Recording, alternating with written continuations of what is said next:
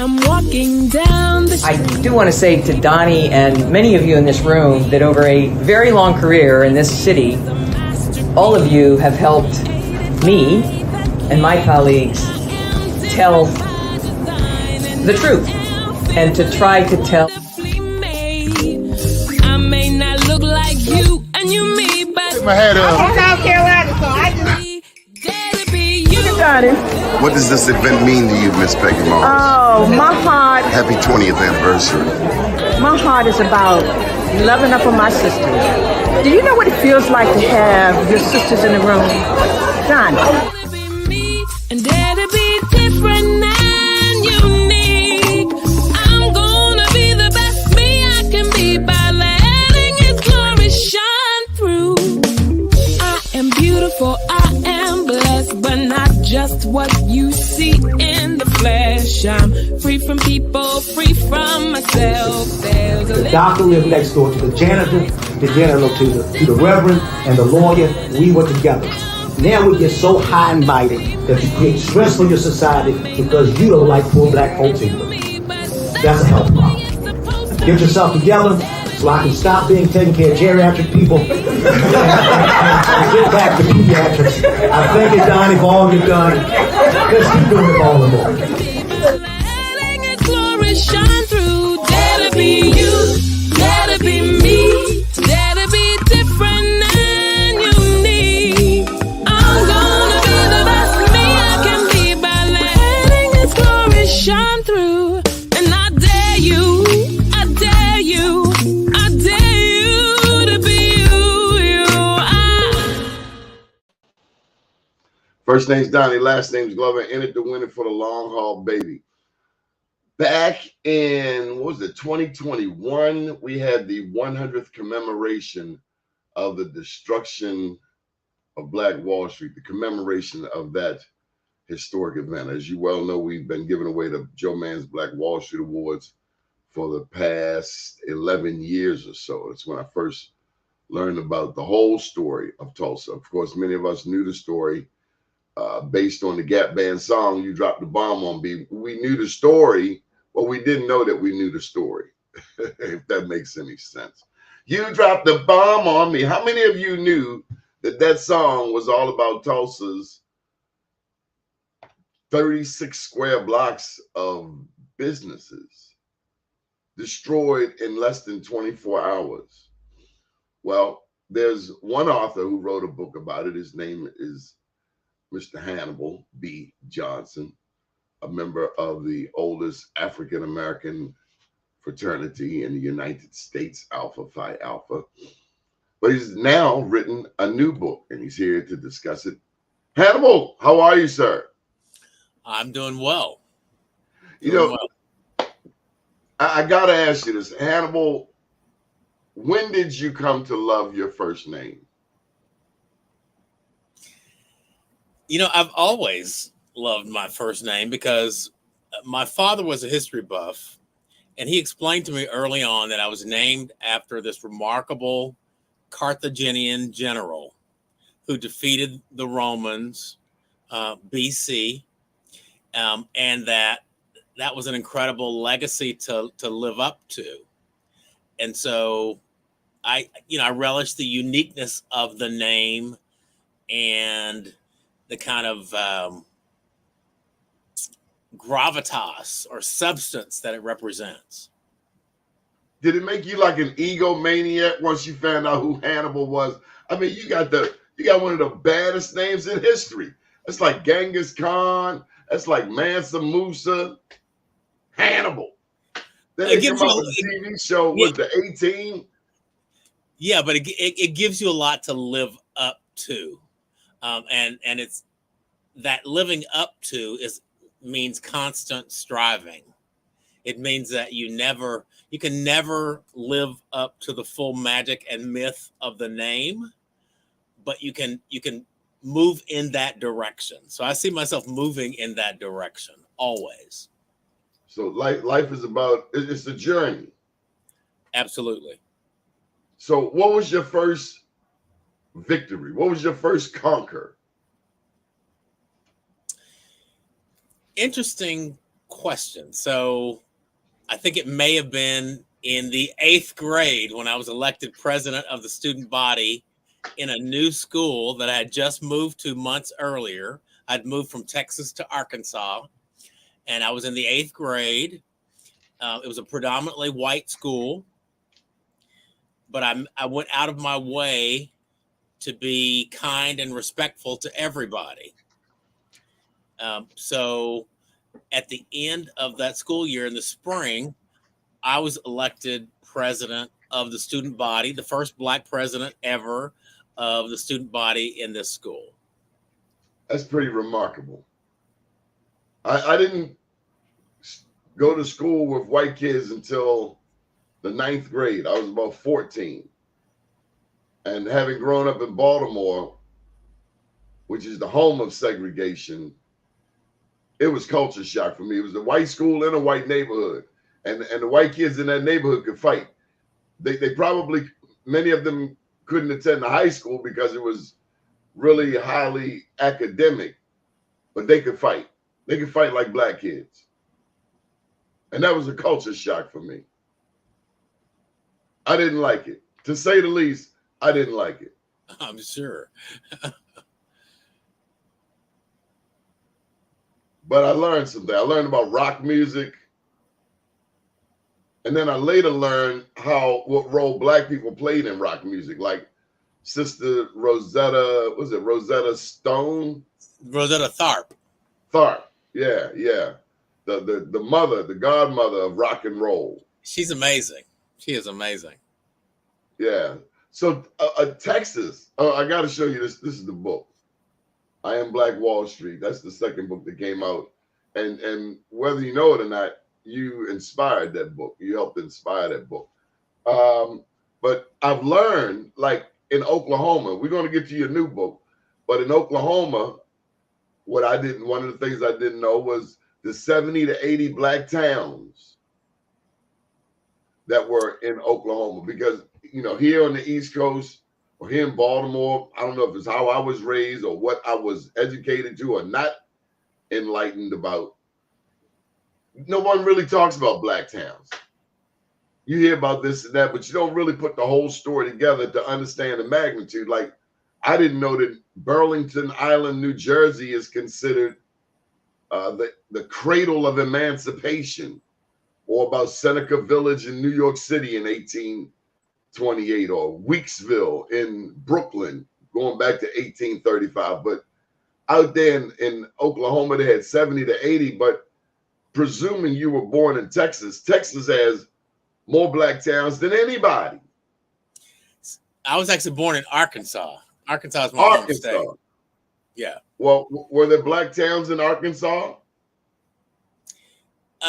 There were certainly Black communities. The unique thing about Oklahoma is Oklahoma comes into statehood late in 1907. So Oklahoma had been used as a resettlement center essentially for native tribes. It was called Indian Territory, and then divided into Indian and Oklahoma Territory.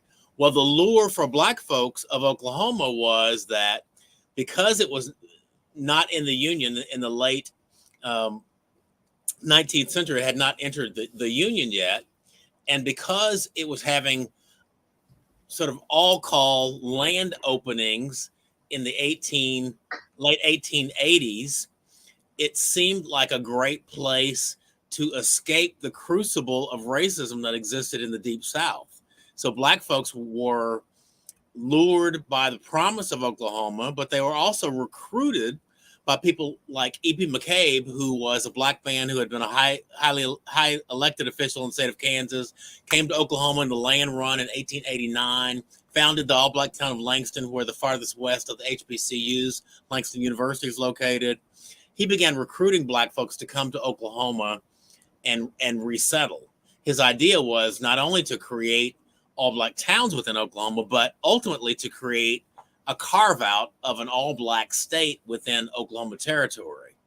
Met with President Benjamin Harrison in 1890. They talked about the idea. Some legislation was drafted. Obviously, it didn't go anywhere, but the migration continued. So Oklahoma had dozens of these all-Black towns, about 13 of which still exists today. Well, I've also learned since meeting you about Kansas, where I think John Brown, but also the white abolitionists, but also some black people like Henry Adams down in Louisiana, Pop Singleton. Yeah, you know, one of the early black towns in our history is Nicodemus, Kansas. Really prominent black town. And Nicodemus still exists. So that made Kansas very attractive. And then they started pouring, my understanding, many blacks started pouring down into Oklahoma. But then, Hannibal, I learned about a man who's similar to your namesake, Hannibal, Chief John Horse. I don't know if I ever shared this with you. Chief John Horse, I write about it in this book. He came out of Florida. He was one of the first blacks to go into Indian Territory, 1843. And he led soldiers on the Trail of Tears because this storyline has been painted that the blacks on the Trail of Tears were slaves. And he's proof positive that not all of the blacks on the Trail of Tears were slaves. Not all, but many. And one of the historical facts that we sugarcoat that most of us don't know because it's not part of the regular curriculum, we talk about the Trail of Tears. We don't talk about the fact that black folks accompanied these migrations, both enslaved black people and free black people. And that one of the earliest migrations of black folks to what is now Oklahoma was with Native Americans on the Trails of Tears, the forced migration of the native tribes out of the Southeast and into what was then Indian Territory. We have people like Andrew Jackson to thank for that. He went into places like Florida, which was a black stronghold with the Seminoles and the black Seminoles, and said his mission was, he sounded like a modern day Donald Trump to me, that he wanted to put blacks in chains and he wanted to put the Indians on reservations. But here's something else. Have you come across, I can't believe I've never asked you this. Have you ever come across the role of the Dawes Commission? Yes. Yeah, it's a really complex history. But essentially some white guys said, you Hannibal, you're a black Indian, and you, Doni, you're just African. You're black. Yeah, so the Dawes Commission was created to divide up the Indian landmass because native tribes traditionally held land communally. You didn't own individual plots. They didn't have the concept of Western people owning land. Fee simple, owning lot as owning land as an individual. So the Dawes Commission, when they came in to break up the Indian landmass in the late 1800s to the early 1900s, they first created rolls or rosters of natives, basically a census. But if you're a black person who is living among one of the tribes, you were put on a separate roll, called the freedman roll. And if you were a native person, you were put on the so-called by blood rolls. So that has significance even to this day. Damn right, because that's where the $5 Indians come from, right?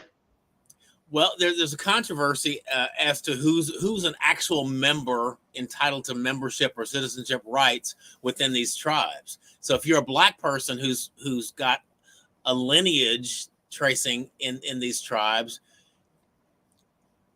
the document that's looked to determine whether you are entitled to full rights has often been the Dawes rolls. And the black folks, again, are separated out on these Dawes rolls, even if they have Native American ancestry by blood. So the Dawes, based on the Dawes commissioners, these white men looking at you and saying, you're black, and therefore you're not Indian, right? It's not based on any kind of scientific DNA test. analysis or DNA test. It's based simply on the perception of the Dawes agent. And so that allowed the tribes, even some of the tribes now, to separate out those people who don't appear on the so-called blood rolls and deem them to be non-Indian, not entitled to the citizenship rights, which include things like land and health care and scholarships and all sorts of benefits. There's a lawyer who regularly comes on this show and says, Attorney Robert DeShield, and he says that the fact is, as soon as our feet as Black people hit this land, we were automatically deemed citizens. We should have been automatically deemed citizens. Yeah, it's been a complicated, kind of long road. I'm a tad insulted though, Hannibal. These 5 white guys gonna tell me that I'm Indian or I'm not Indian. Who the hell are they? Right. Well, unfortunately, we lived through and live in a system that is affected enormously by the philosophy of white supremacy. We don't like to use those words, white supremacy, today, but I think it's important that we call it what it is. We understand what it does, and we work together with all our allies, white, Black, otherwise, to dismantle the system so that we get to a place of social justice, which is what my new book is about. So that's a great segue. Why did you write this? Is this your second book?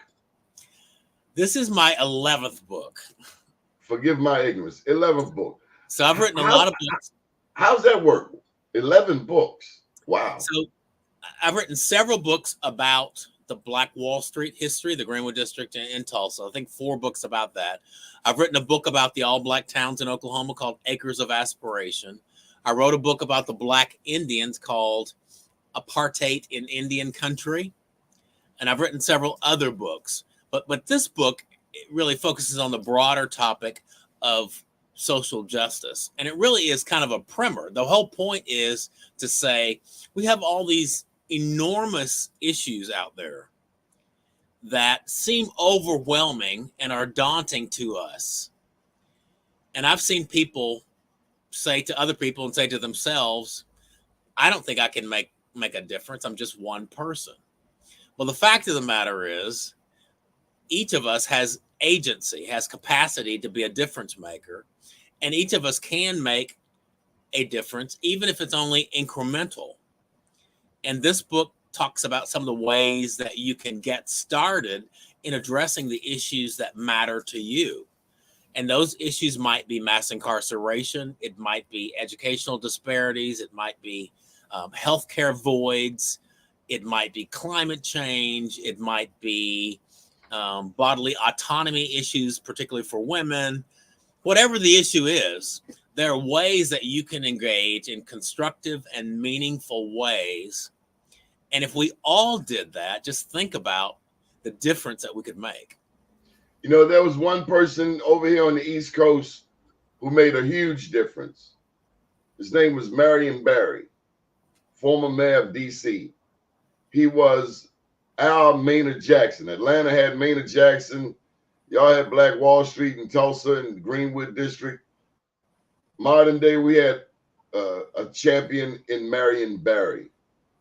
He made not only Black millionaires, but he made white millionaires. He was a Black man out of Mississippi, a chemistry major who understood that politics without economics equals nothing. There's an African proverb that says, if you think one person cannot make a difference, try spending the night with a mosquito. True. Yeah, it makes sense. Yeah, that's a great proverb. What prompted this book? Well, I think a couple of things. One is I see a lot of apathy, people just sort of disengaging from the world because the world is a complex and frightening place. And 2, I see what I perceive to be an incredible increase in incivility, the inability of people to even talk with other people without undermining and demonizing the other person. So we have challenges, and there are various ways we can impact and affect those challenges, all of which are going to involve some level of discussion, dialogue, and debate. So we have to get back to a place of civility and the ability to work with and through our challenges, sometimes to agree to disagree, but to move forward. So those are things that really motivate me to encourage people to engage with their community in constructive ways. Would you say that listening is a critical component to this method? Absolutely. Because I know I don't listen well. I get told that all the time. This lady's always telling me, you don't listen. Well, of the 10 ways we can advance social justice, one of those ways is listening intently. So it's speaking truth, listening intently, engaging with the community, seeking to serve. All those things are really important, but listening is really foundational and fundamental to moving the needle on any particular issue. We have to be willing to listen to differing views. Doesn't mean we have to accept those views, but listening is an act of respect. And part of a commitment to listen is a commitment that one will be open-minded, that one will actually entertain what one hears. Doesn't mean you'll accept it or act on it, but genuinely being open to the possibility of being changed by messages that surround you is a really important part of moving toward social justice. Hannibal, sometimes it's hard to listen to somebody who knows every damn thing. It is. And I've met that type of person. So I have one red line in terms of listening. I'm not going to listen to you if you at the outset deny my humanity. We're not going to engage. So that's my bottom line. All of this assumes that everybody in conversation acknowledges and validates the humanity of the other people in conversation. You can't have a conversation absent that.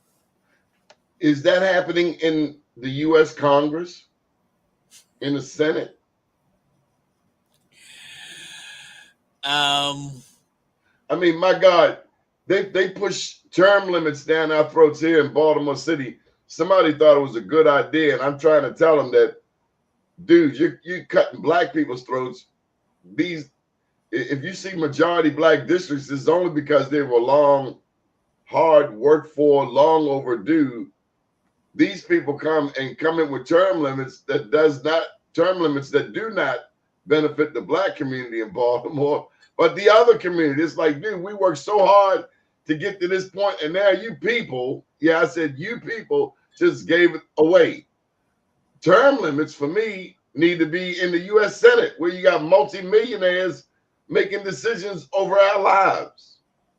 I just think they should be term limited out. I don't think a statewide, a federal official should retire in office. Mitch McConnell should have been damn gone.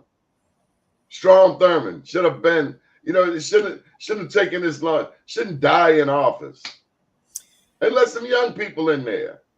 Well, I mean, the counter argument to that is that's for the voters to decide. If they want to give him term limits, they vote him out. Do you believe in the political system that it works? I think we have obviously huge challenges in our political system, right? And we have people who say one thing and do another thing. We have too many of those people. We have people who are incredibly and unnecessarily partisan. The allegiance is to their political party and not to the United States of America. That's a problem. All these things are problems. They're big challenges. When you hear "Make America Great Again," what do you think? Now, see, you got me veering into this partisan political conversation. Okay, all right, fine. But okay, I'll answer that one though. All right. Unfortunately, the subtext of "Make America Great Again" for me is make America white again, make America white dominated again. Give us the America of old. We're nostalgic about a system in which demographics weren't changing, in which the power structure wasn't changing, in which there weren't more people of color in leadership roles, in which we weren't challenged to examine systems and systemic racism and sexism and homophobia and all the things that we're challenged with today. It represents to me a longing for a system of old in which we, meaning white people, were dominant and largely unchallenged. And it comes from a place of ignorance and fear and for some people, hate.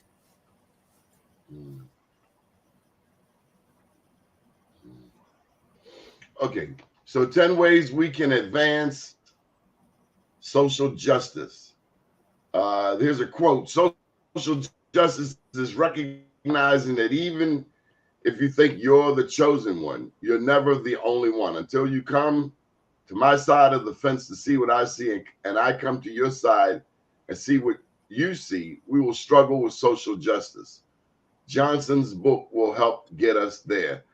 That's J.C. Watts, politician, clergyman, businessman, athlete.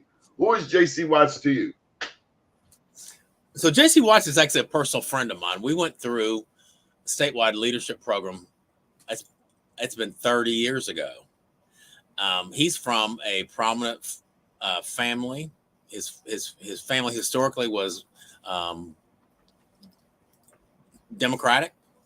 He got one statewide elected office as a Republican, then was elected as a Republican congressman. He was very prominent in the 90s at the federal level.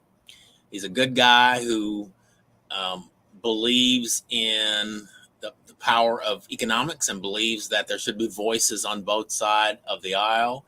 He is not an extremist or fanatic or anything like that. I mean, I think we have to keep in mind that most people agree the Republican Party that we see today is not the Republican Party of the 90s. It's a different beast today. The former President Trump has influenced it to such a degree that it's barely recognizable if you look back at the Republican Party of the 90s. I remember the Republicans in the late 80s and the 90s. Part of the mantra was character and how much character mattered and all that sort of stuff, values, virtues. That seems to be, let's say, put on the back burner in the modern party. So it's a different party. Do you think America was, now you said something earlier. You said about when America was, going back to the comment about MAGA, make America great again, make America white again. Was it ever actually fully dominated just by white people?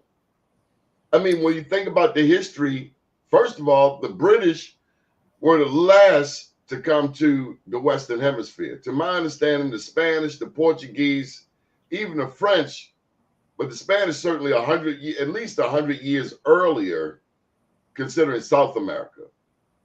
America, I mean, you had the French, the Spanish, the English, even the Dutch. I mean, I was just in New York, and The word Harlem, Amsterdam, Amsterdam News. These are Dutch words. It was a free-for-all. And I don't know that all of those white people were on the same page. They eventually got on the same page. But were they ever really all on the same page?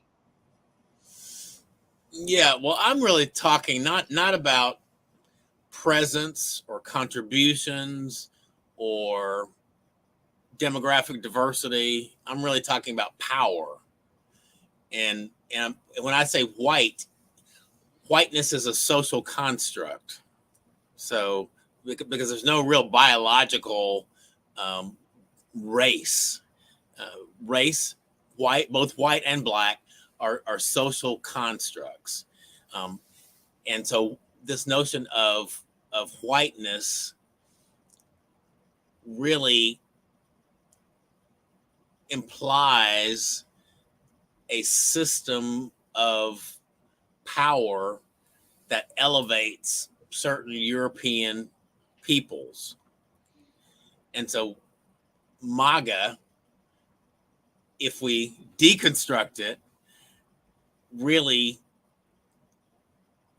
I think goes back to this notion of there was a simpler and better time when white men controlled these systems that we have in America, and other people knew and stayed in their place.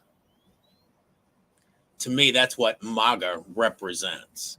Now, obviously, many, if not most of the people that wear the red MAGA hats, they're not going to engage in this depth of analysis about what MAGA means, because they are participants in what I believe to be a cult, really a cult of personality around this figure that is dominant, and at least in their perception, interested in their interests. I would argue with them about that. I would argue to them that candidate Trump is really interested only in his own self-interest and not in the interest of a lot of people who are loyal to him or beholden to him. I know he caused five people to get killed over there on January 6th, and I think he should pay for that. So let's get to your book. Social justice matters because each of us matter. Unless we learn to coexist as equals, we will never live optimally. So I gotta ask you this question, based on that statement as a backdrop. If Black people get all of the mental health therapy in the world, will it matter one iota if white people don't also get therapy? Well, there's obviously work for all of us to do moving forward. Social justice is an aspirational construct, which means I don't ever imagine getting to a place where I can say, yes, we have social justice. No, it's about the journey, and it's about the elements of social justice. For me, social justice would be a status in which every person recognized and validated the humanity of every other person. Because if that happened, theoretically, we wouldn't have the disparities and the inequities that we have now. But, we have to deal with the fact that we have a history. We're not operating on a blank slate. We have a whole history that has to be resolved. And you mentioned sort of the mental health aspect of resolving the historical racial trauma is really important for both Black people and white people. Well, but it's going to be hard for a MAGA white person to come clean with that reality that every time race was put up, whether it was Margaret Sanger and Planned Parenthood whether it was Charles Darwin and Charles Galton, his cousin, talking about eugenics, whether it was Jesse Owens destroying Hitler's notion of a master race, it's never been proven that one race is superior over another. If anything, that's been disproven when you consider that the oldest DNA on Earth comes out of Namibia with the San Bushmen. Yeah, it's the old adage, don't let the perfect be the enemy of the good. So we're not going to be able to correct and redirect every person in the world, or every person in America, or every person in Baltimore. But there are some people that we can work with, who can move the needle with respect to. And I want to focus my energy on those people. Okay, well, let me share this scenario with you. Here in Baltimore, we have somewhere between 13,000 and 15,000 vacant houses. 63% black city, 73% black and brown. But historically, the most segregated. They say segregation started here back around 1910. Imagine that. But be that as it may, we are now inundated, as you are there in the Midwest. We're seeing it here on the East Coast. The Latino population, they have just blasted past us as black people. Where we used to be, 13%? They're easily 20%. And you can see, especially with all of the reinforcements from Guatemala, Colombia, and the other South American or Spanish-speaking countries, they're coming across Mexico, the border, like never before. America's changing. Our children aren't as racist, aren't as race conscious as previous generations. Where are we going? How will that work out? And then racists, their grandchildren, they're finding they're having mixed grandchildren. You're finding reproductive. In terms of reproduction, the Latinos are out reproducing everybody, including black people. White people are not. They're the least reproductive. Then they take abortion rights, women's health rights. You used the fancy term in our pre-interview, but what was the term for women having their rights taken away? Bodily autonomy. Yeah, that thing. Yeah. And voting against their own interests. I mean, I've been around too many black women for me to ever think I could tell her what to do. It's unfathomable. But Trump has these white women saying, end abortion. And it's like, how do you let this guy tell you what to do with your body and vote for him? I mean, that's cult-like. It is. And what we do is we do what we've been doing, which is continue to sort of reach out, try to educate people, help them understand what's going on, help them understand what the stakes are, help them understand how they can make a difference. Hannibal, even in the case of rape, that woman didn't ask for that. Who the hell am I to tell her what she has to do with her body? And if she doesn't, she's going to jail? What sick people come up with this stuff? That's not socially just. So great example. So if you're concerned about that particular issue, then how do you engage? There are many ways you can engage. One of the things I suggest to folks is you punch Clarence Thomas right in his face. Not that. Is that you play politics. And I use the term play politics intentionally and sort of lightly, because many people are almost frightened by getting in the political arena. When I say play politics, I'm not necessarily talking about partisan politics. I'm talking about what are the politics of this issue of bodily autonomy or abortion. How can you make a difference? Well, you can make a difference by making sure that your elected representatives know what you value, You can write letters. You can protest. You can support organizations that you know are and have been working on this issue for a long time.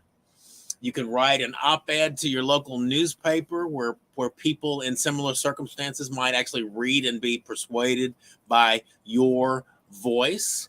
There are all sorts of little things that you can do. And if we all do those little things, it can make a huge difference in terms of helping the people who are elected to represent us understand and act on our voices. And if they don't, we can make sure they're not ever elected again. And that's the way Very would agree. Works.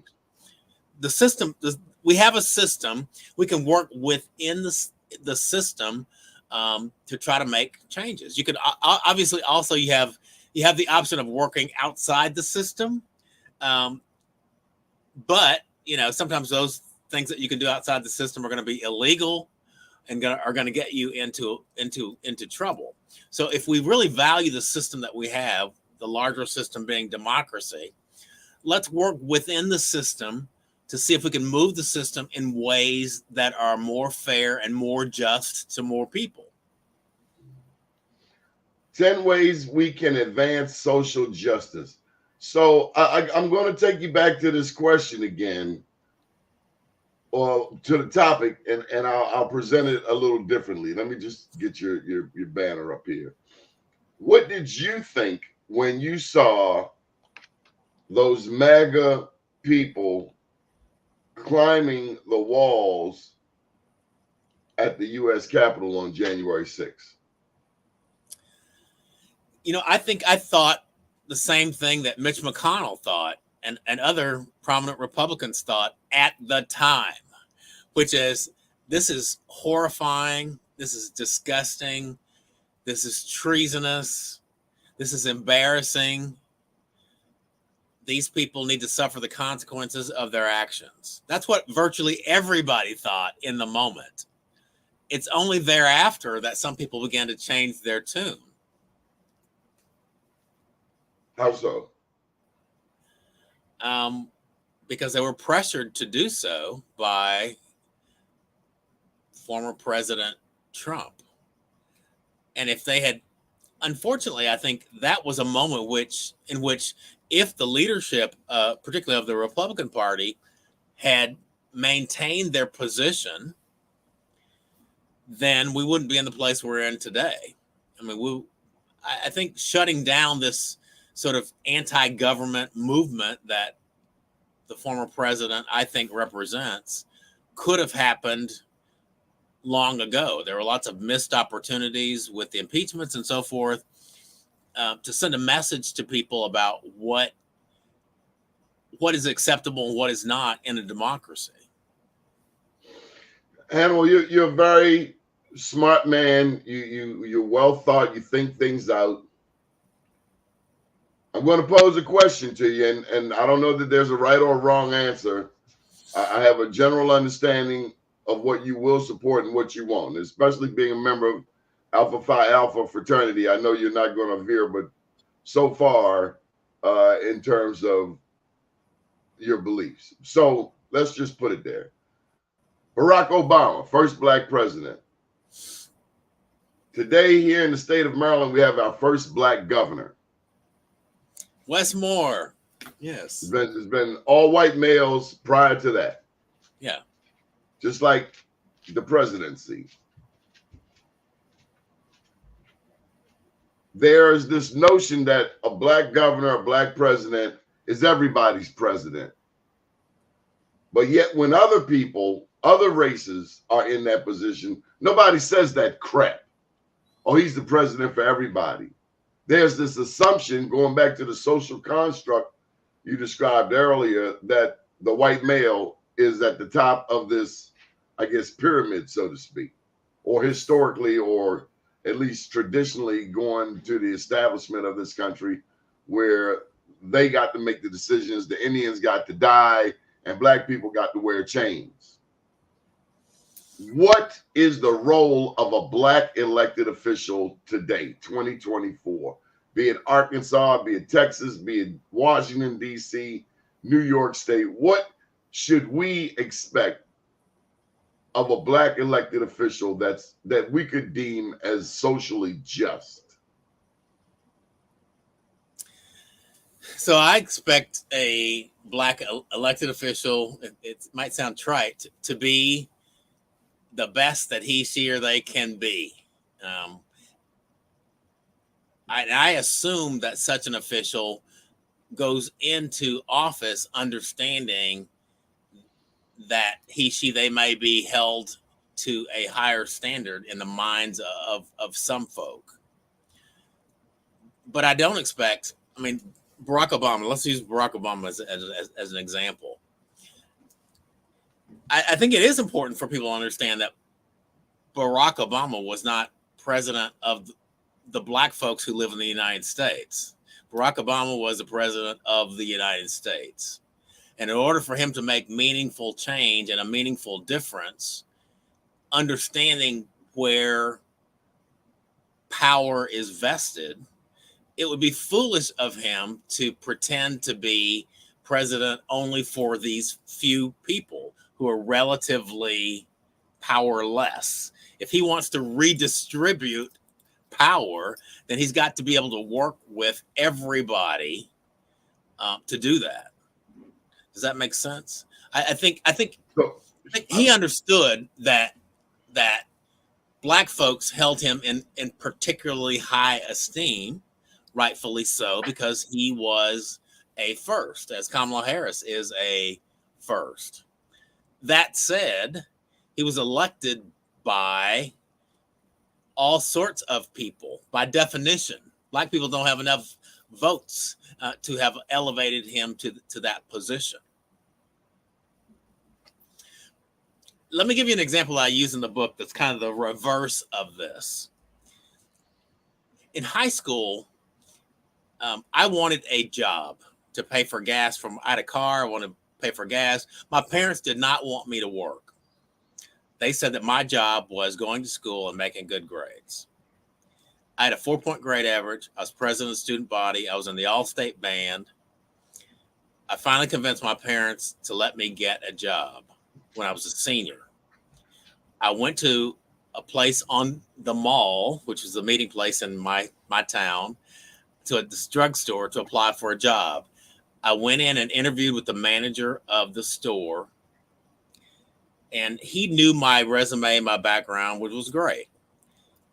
But the first thing he said to me is, the last one we hired didn't work out. So for him, I wasn't a reflection of the totality of teenagers in the community. I was a reflection of the black folks in the community. And the other black person he hired didn't work out. So I probably wasn't going to work out either. That was his mindset. So, and I never saw myself that way. I was a teenager. I was involved in everything. I went to a mostly white school. I considered myself, hold me to the standard that you hold to everybody else, not some special standard for black folks based on your prejudice. It's kind of the inverse of the question that you asked. Did it change him? No. I mean, I wish I knew what happened to him after that. But I think we have to understand that we live in an integrated, if imperfect, system. That as best we can, there is something to be said for meritocracy, judging people on by what they do and what they accomplish. That said, we know that the system is flawed, so some people are not even given chances to prove their merit because of prejudices against them, right? That's what we're fighting systemically. Hannibal, Malcolm X wrote in his autobiography, "I'd rather be what I am, a black man, than to claim membership with the most favored of any other race." He said, "I've been made sad when members of this or that particular race start claiming rights and privileges or certain badges of distinctions on the grounds that they belong to this or that particular race, regardless of their own individual worth or attainment. Merit, he said, is in the long run recognized and rewarded. I say that here not to call attention to myself as an individual, but to the race to which I am proud to belong. Absolutely. And I said earlier on that race is a social construct. It is. But that doesn't make it any less real in terms of our history and our experience. So we have to understand that it's a dynamic that operates in our society. To the extent possible, we need to measure it and see the extent to which it contributes to disparities that exist. And in some sense, we need to move beyond it in terms of trying to at least aspiring to some sort of meritocracy. So in terms of social justice, there are 10 ways. Are you going to share any of the 10 ways with us? Or is you simply want people to buy the book? Can we give them a little? Yeah, let me just tick off. I'll tick off the 10 ways, and they're really in no particular order. And a lot of these things we've really talked about. So speak truth, listen intently, show up, engage with your community, seek to serve, align with allies, play politics, delve into diversity, equity, and inclusion, pledge allegiance, and walk the walk. So that last one is really important. Be a person of integrity. Do what you say you're going to do.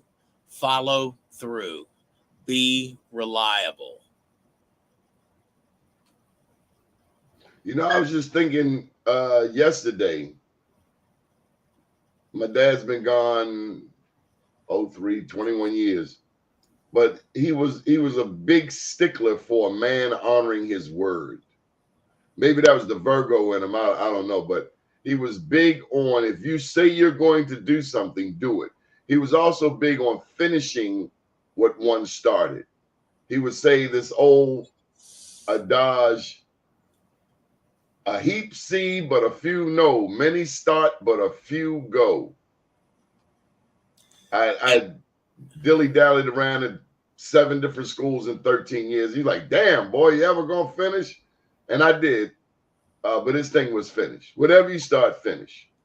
Yeah, and you may have heard it said by elders, my word is my bond. Yes. It's really profound. It's so simple, but it's really profound. Including our relationships involving women. So often I hear, particularly Black women, talking about a dude from the past and what he did or didn't do. And we all carry trauma and damage and scars from previous relationships. But for me, it's that what you said something to the effect of tell the truth, don't lie, don't steal. I know what the old people said. They say, if you lie, you steal, you kill, you kill, you ain't no good. True. But honor your word. It's right. And as at 58 years old, when I talk to younger Black men, I really want to reinforce that to them. Honor your word. Your word is all you have. Yeah, and the other thing about truth, one of the things I talk about when we talk about speak truth, you could say speak your truth, which is to say, I encourage people in conversation to use I messages to talk about what you personally experienced or saw or felt or believe, and not speak for other people and assume you know what's in the head of other people. You can speak for yourself, speak your truth, but really be cautious about speaking for others and sharing their truth. Hannibal, I don't know, maybe I'm just a radical because I'm really feeling what Mr. Morris is saying here. why do we always have to, we got to look out for other people, but they don't want to look out for us? I mean, honestly, I'm one of those black people that wanted Barack Obama, and I mess with his name sometimes. If I'm not feeling, if I'm about to say something that I don't feel, I kind of change his name to Barack Obama. But why do we have to explain or justify, hey, we're putting $1 million, we're putting $1 billion right here for historically black colleges and universities, and I don't care what anybody says. I mean, that's essentially what Trump is saying, and he's almost gotten away with it. I do think he's getting a rude awakening. He doesn't want to be accountable, but I digress. I wanted Barack Obama to have a black moment, just one. Yeah, I think, but you put him in a really interesting place. We prayed for him. We prayed that he would not get shot the first 4 years. We prayed every day. We prayed for that man. Please keep those mean people with sniper weapons away from him. We prayed for him. And the second time around, we just wanted him to like, if he would have just slipped up and said MF, I don't know. But we wanted some black business. We wanted business. Yeah, yeah. I think one of the ironies about Obama as a black president, I often think about Bill Clinton. Bill Clinton started a national conversation on race during his administration in the 90s. Interestingly, I think it was much easier for Bill Clinton to do that than it would have been for Barack Obama to do that. Of course. If Barack Obama had done it, everybody would have attacked him for catering. You only want to talk about this because you're black and you're okay. So Bill Clinton was able to do something knowing that his whiteness mattered in context. And it was something that mattered to him because Bill Clinton grew up in my home state of Arkansas. He was not ever unfamiliar with black folks. He understood that race is something that needed to be addressed, and he could do something about it. Whereas the first black president would have a much harder time doing that. Because he had to play the role of a Jackie Robinson. Right. I mean, the horrible things they said about his beautiful queen of a wife just was sickening. And you realize how sick some people in this country are, how jealous some people are. They call that woman an animal. That woman is nothing but a queen. But that's the white supremacist mentality, though. It's the otherization of folks. I can't even say that word.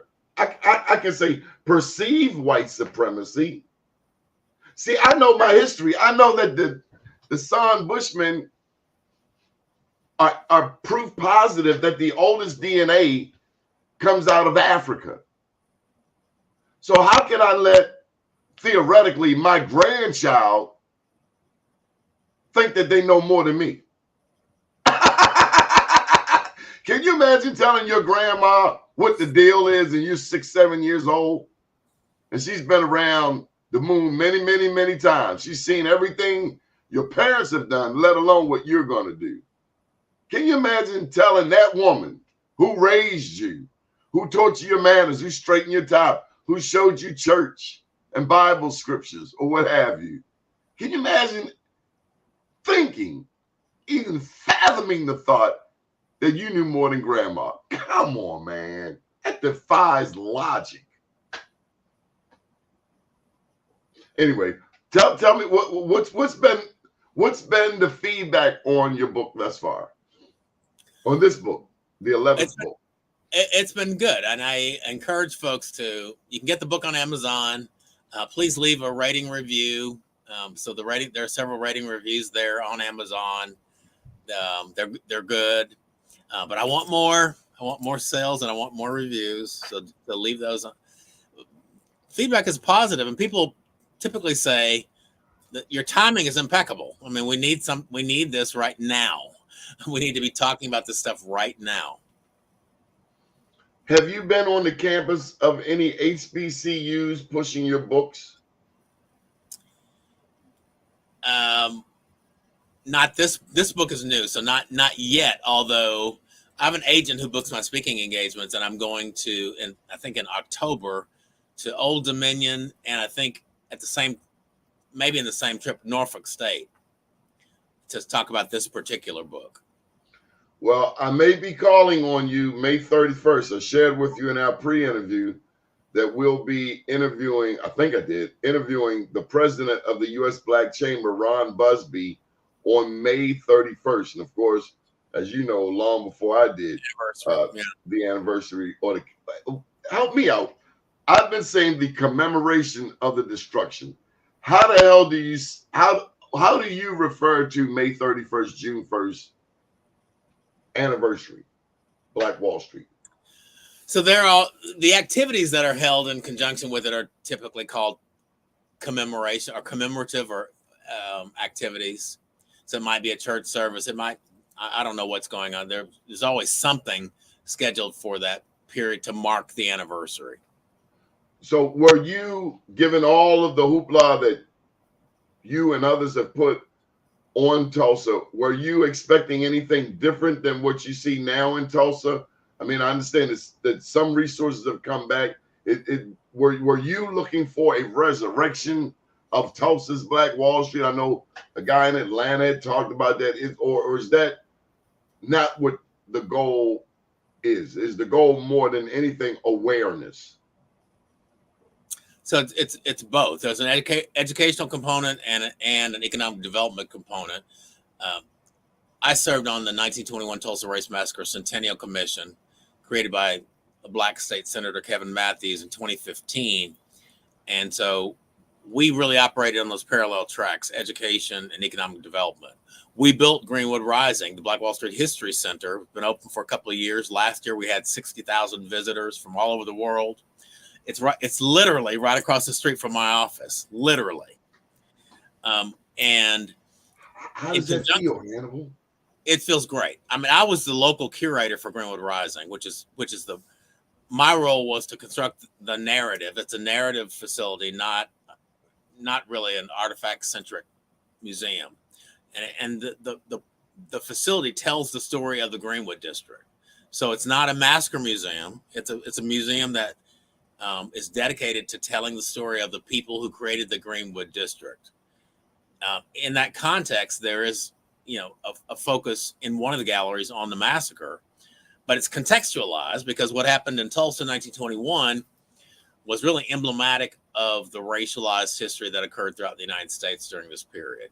So Greenwood Rising, we created a pathway to hope that reconnects the Greenwood Avenue, the business district, with the western part of the district that was disconnected by the routing of an interstate through the district in the late 60s and early 70s. And there's been incredible economic development generally. Again, it's an integrated community now, but the economic development has been remarkable. And if you had come here and say, 10 years ago, and you come here now, it's almost unrecognizable because it's so developed. And Greenwood Rising has spawned cultural tourism, and cultural tourism has created the foot traffic that patronizes the gift shops and the sandwich shops, several of whom are on the soul food restaurant owned by Black folks. So it really has been something that generates both educational opportunities for people, but also economic development opportunities by drawing in foot traffic. Hannibal, I talk smack about Orange Man, but Orange Man mentioned Tulsa, and damn if it didn't have a positive impact. Did it have a positive impact when Trump highlighted Tulsa's Black Wall Street? Certainly it generated press because when Trump had a rally here in, was it 2020 or 2020, I guess it was, or 2021, 2020. Roughly 4 years ago. Yeah.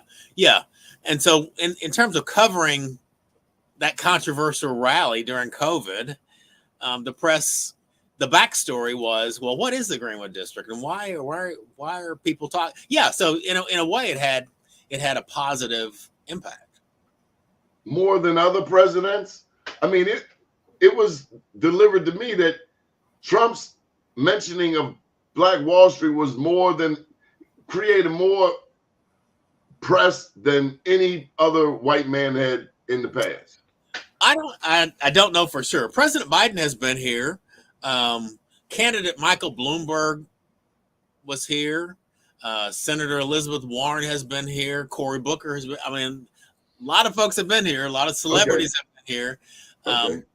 The anniversary itself, the 100th anniversary of the massacre, created enormous buzz. And even Robert De Niro and Leonardo DiCaprio visited Greenwood Rising, the Black Wall Street History Center, when they were filming Killers of the Flower Moon with Scorsese.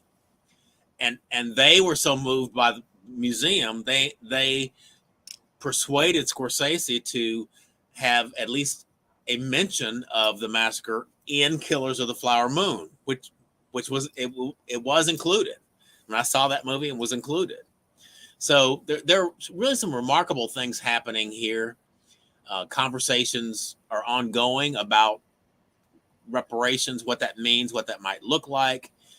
There's a mass graves investigation looking for the possibility that we know from history of there being a mass grave at Oak Lawn Cemetery, which is near downtown. That work is underway even as we speak, involving anthropologists. There have been remains that have been found.